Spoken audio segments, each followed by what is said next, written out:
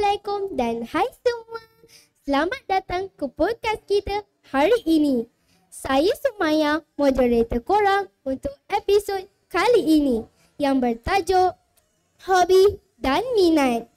Hari ini saya tak seorang-seorang tahu, kita ada seorang tetamu yang sangat aktif, kreatif dan katanya multi-talented.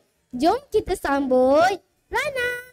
Hai Semaya, hai semua pendengar. Tak sabar nak cakap pasal hobi saya pada hari ini. Okey Rana, sebelum kita borak panjang, saya nak cakap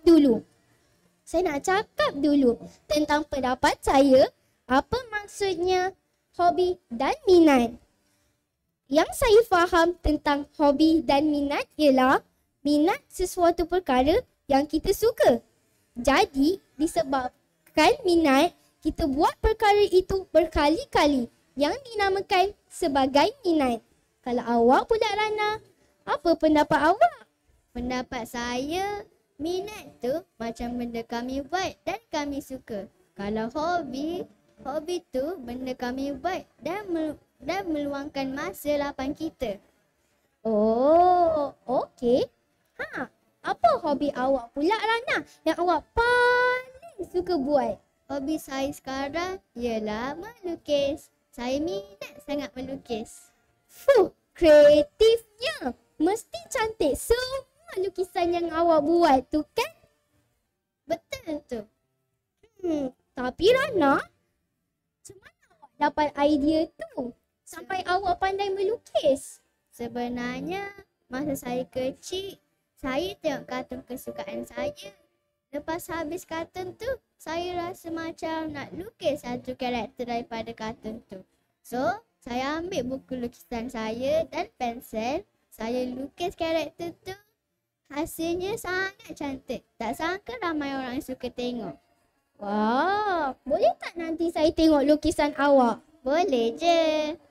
Okey, tapi saya nak bagi tahu awak rahsia tau. Saya sebenarnya suka makan.